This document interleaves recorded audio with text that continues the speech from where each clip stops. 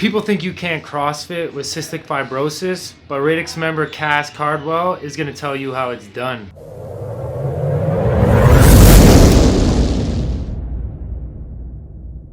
What's up, Radix fam? Coach Dan here at Radix Performance Center, and we have a really cool interview for you today. Radix Member Cassie Cardwell, aka Cass, aka Miss 7 AM, is here to tell her story. It's a really cool story, so you're going to want to sit down, take a second, and watch this interview. All right, so for those of you who don't know, Cass has cystic fibrosis, and that could be something that hampers your ability to CrossFit just from the lung function standpoint itself.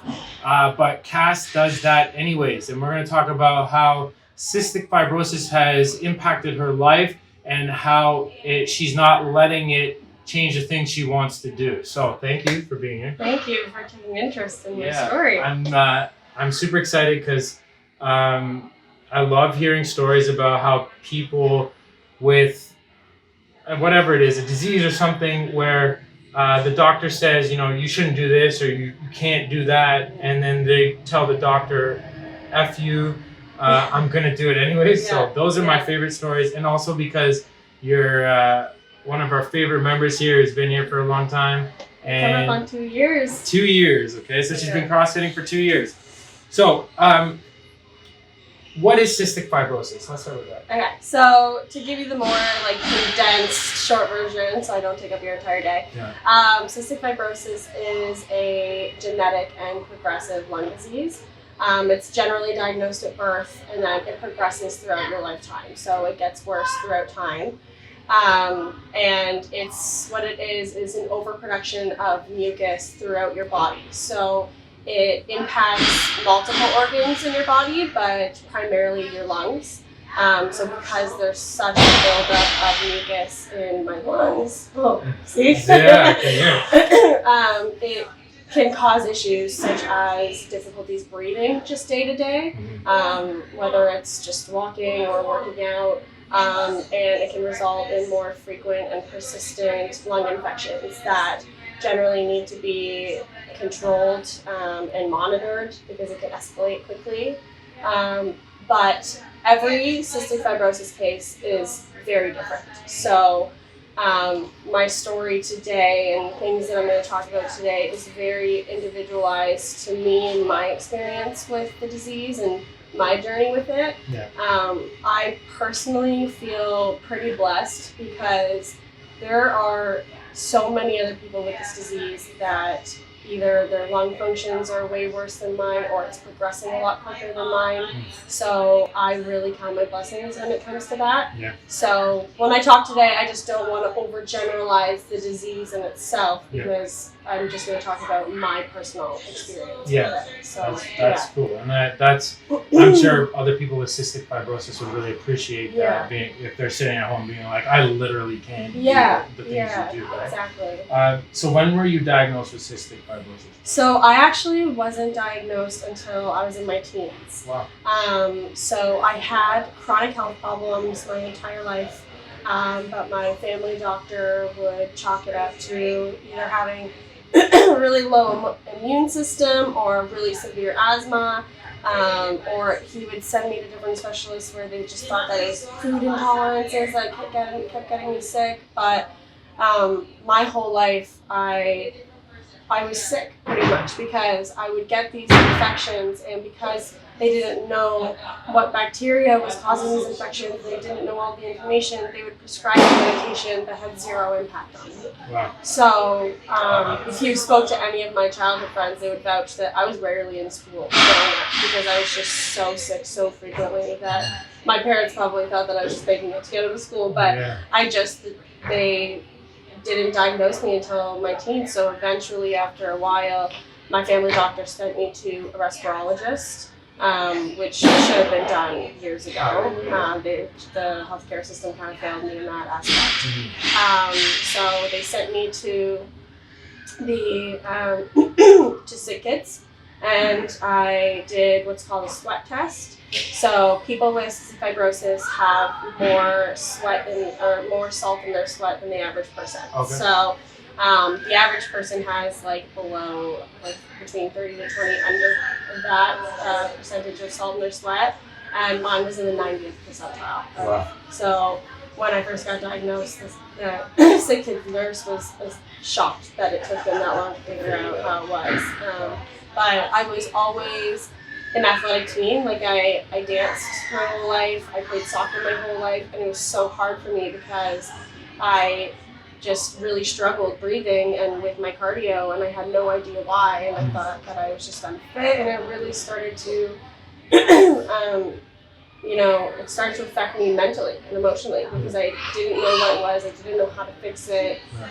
So my diagnosis was almost a relief because then I knew that I could actually get fully supported in it. So. And that you weren't just one of those people who tried to be in shape but could never get in shape. Or exactly. Maybe whatever, your genetic potential wasn't good, whatever. Yeah, exactly. I finally had answers, and so it was hard to hear. Yeah. But I think it was harder for my parents to hear about it. I could see that, like as a father, and then watching your child go through years of trying, like whatever, them telling you your immune system's not good or whatever, and you just being like why is my child always struggling or having these problems? So for them that must have been super tough for them to see, because I couldn't even imagine. So at that point, did they put you on a puffer or medication?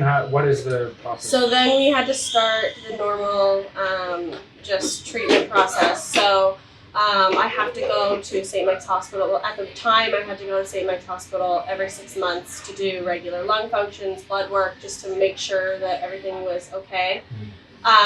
So I have all of the inhalers that you can think of. I have all of those. How often do you take your puffer? Twice a day, 3 puffs each time. How long have you been taking it for? My whole life. Pretty much since I was like maybe 12. But in the last year, they found out that I was growing a new bacteria called the Cystic, which can be a pretty dangerous bacteria because it doesn't respond to any antibiotics or any treatment.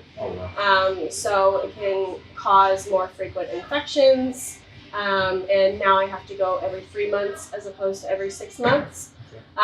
So when they told me that, I was expecting to get sick more often and to really feel it, but I honestly am I've been able to live a pretty healthy lifestyle. I mean, I come here every single day, and my doctors and myself have all been shocked with how my lung function and my ability to do the things that I do despite all of that. Everything else that's going on. That's really neat.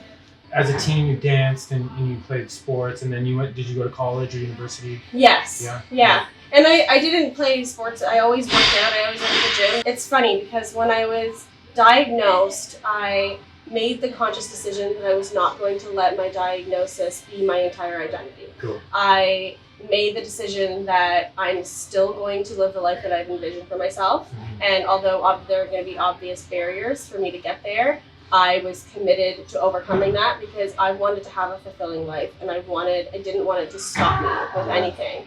So that was my mentality.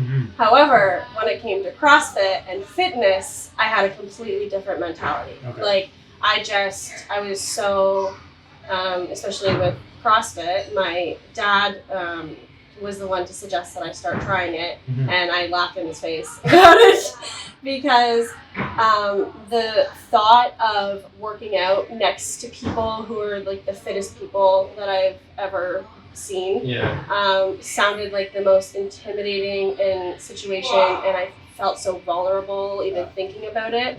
Even though I had the mentality at the start saying it's not going to stop me from doing things, it did stop me from doing CrossFit for a while because I was so intimidated by the whole idea of it.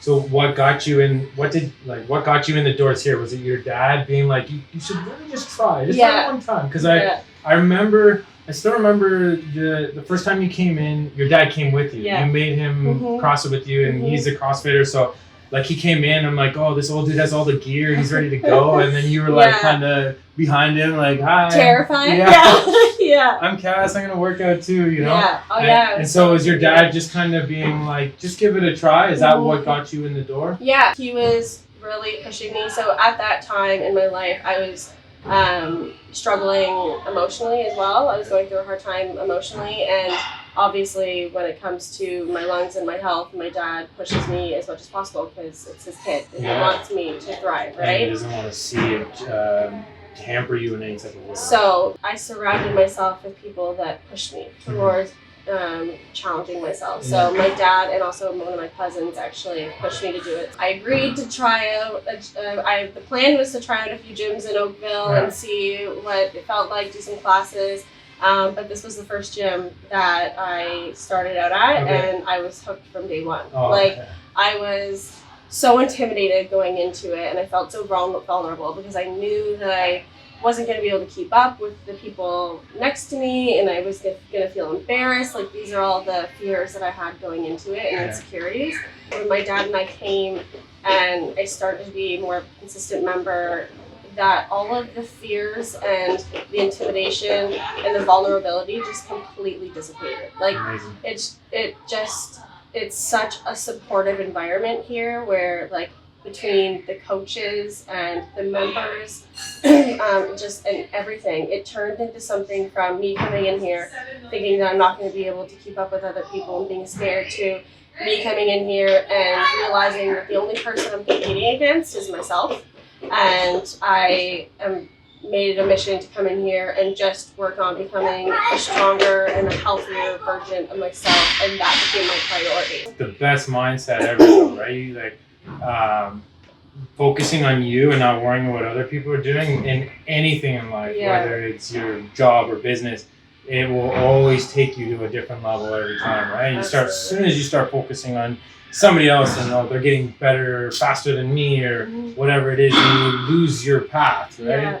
So the fact that you were able to come in even though you were scared, and then on top of that focus on you and your ability to get better and feel better, be stronger, move better, that's a sign of maturity. And I think it's also a sign of, like, you dealing with this for so long. When people deal with and have struggles or have to overcome something so much bigger, it's just like working out, right? When you lift the heavier weights, you get stronger. So emotionally, you're getting stronger, and you were able that day to take a leap into something bigger, right? Absolutely. So that was 2 years ago. Yes. And 2 years of CrossFitting regularly. Yeah. Well, I'll tell a little story. Okay. So Cass was Cass was running around the building, and she was going so fast that when she stepped off of the curb outside to come around the building, she twisted her ankle pretty bad. Yeah, and not good. Yeah, and what happened? It was broke. No, the ligament completely ruptured. So she ruptured the ligament in her ankle. She could barely walk. It was huge. It was like, it was not pretty. It was pretty gnarly. Yeah. And she went through the process that you should go through. You see the doctor. You got to get your imaging done. Find out, what exactly is going on. But it didn't stop you from working out. No. So she sent me an email being like, "Listen, I can't walk, but I can work out." And that's my favorite kind of email, because that's my whole life. My whole life is like, I can't walk, I'll do something upper body. I can't put my hand over my head, I'll do something lower body. But you continue to strive for something more. So what we did is I came up with personalized programming for you for a while your ankle was healing. And she followed it to a T. She would send me updates every week of her results and how she was doing, and we just kept progressing, right? Yeah. We got stronger. You got upper body a lot stronger than ever, right? My upper body strength was non-existent before that injury. So if anything, what I got out of that was now I can do things that I could never do before the injury. So that's it. So you take a bad situation and you turn it into something that's a positive, because we worked on your weaknesses. Now that she's back at it and doing all the movements, her upper body is way stronger than it was before. And it just goes to show your resilience and your grit and that perseverance and how that translates into just being a better, more fit person in life, right? Yeah. So we're back at it.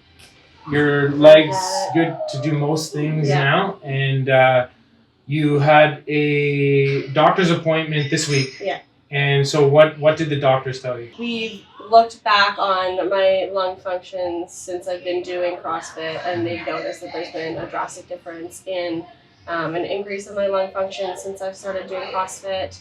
I've had way less frequent lung infections. I was recently just hospitalized for lung infection, but usually I get a severe infection and I'm on antibiotics at least 4 or 5 times a year. But since I've been here and I've been coming every day and strengthening my lungs, I've built up so much, I guess, resilience, and I get maybe a lung infection once or twice maybe a year. So my doctors are like astounded by the fact that I do CrossFit. Every time I see them, they are going on about how it's incredible, because I mean, the thought of doing CrossFit for somebody with cystic fibrosis is like so far-fetched that people don't even consider it. I didn't even consider it. Like, I laughed in my dad's face when he told me that it's something that I should do, right? So they're so happy that it's something that I'm doing, because they've noticed such a drastic difference. Especially since I grow this new bacteria that's quite aggressive, they're even more impressed that I've been able to maintain a pretty healthy lifestyle. So how amazing is that? Yeah, that is pretty cool. I love that. As a gym owner and a coach and stuff like that, you can't really ask for more than that, right? You come into this thinking like, I want to change people's lives, but when such a deep, profound impact is like, it's like the best news that I ever get to hear, right? I love it. So the doctors, they don't know why, but it's working. Yeah. They told me to keep doing what I'm doing. Keep doing what you're doing, and just keep coming doing. in. Yeah. And can't get rid of me. Yeah, that's right. And so what is the next year, 2 years, like, what do you see? You're gonna keep working out, making sure that you're feeling good. Do you have any goals for yourself or anything like that? Yeah, I mean, I don't think that I'll ever stop doing CrossFit. It's one of those things that now I'm in it, I'm committed, I can't imagine my life without it. I would ideally like to eventually be able to do all workouts RX. That is a goal that I have. And just also continue working on cardio and aerobic capacity, because that's where my lungs need it the most, and that's when I notice the biggest difference in my lung function is so even though I always give you a hard time and tell you I feel personally victimized whenever you program workouts that have a lot of cardio in it, it actually is the most beneficial for me. So I think my goals are just to continue to work towards improving my lung function and my cardio. And running is a huge thing that I want to be able to do. I want to run a 5K and not die from doing it. Yeah, cool. So, so I just want to keep going and just get stronger and healthier and just maintain it for as long as I can. So my health continues to thrive too. So awesome. Yeah. Well, thank you so much. Thank you. Thank you. It's been such a pleasure. I'm so glad that we get to keep doing this and keep seeing you grow and get better and better. It's amazing. I think I just want to say that for anybody that is watching this, or at the end of the day, I think something that you can get out of my story is that, despite the circumstances that you have or the cards that have been handed to you in your life, those are things that you have no control over, right? Like, there's certain things that can happen to you that prove as barriers for you to, whether it's join a gym or just have a healthy lifestyle overall. Those are things you don't have control over, but what you do have control over is the way that you proceed with your life and how you act on it. And if you make the conscious decision to take that first step forward and get out of your comfort zone and own your vulnerability, then you are capable of more than what you think you are. When it's all about the race no turning back, too late. Got my bones about to break. Body's numb, can't feel the pain, but my soul still got the fire. Got my heart beating faster. No time to waste, 'cause my time is now.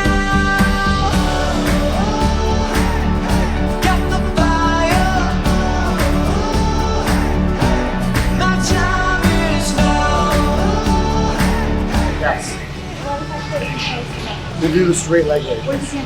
We'll do immediate. Coast toward. I think you can do straight leg raise. Yeah.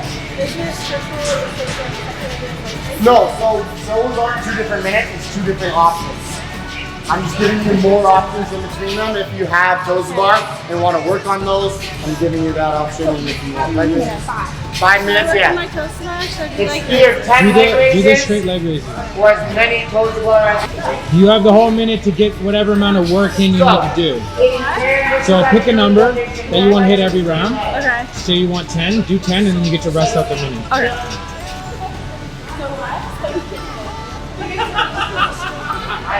All eyes are on you today. This whole interview afterwards is on you. This is like not the most flattering thing for you to be recording. It's the perfect thing. I should be recording. You?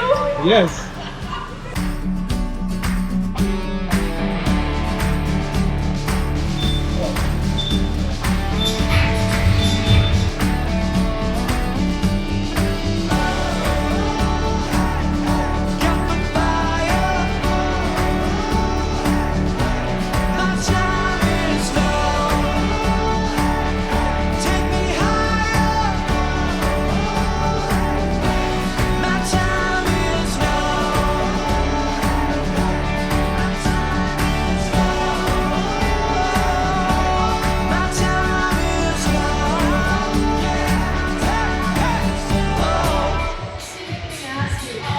get it, Cass.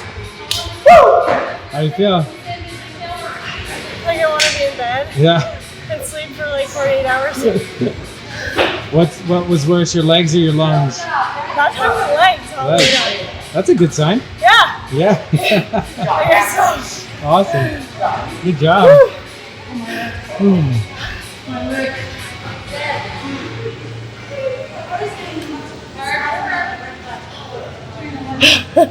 This is so fun. All right, well, you heard it here, Radix fam. You have no excuse. You need to get to the gym. You need to keep working on yourself, not letting anything that you think is going to stop you or hamper you, because you're in charge, and what you're in control of, you can make a big difference in your own life. So thank you very much. Thanks, Sam. Yeah, if you guys are enjoying our content, please subscribe, please like.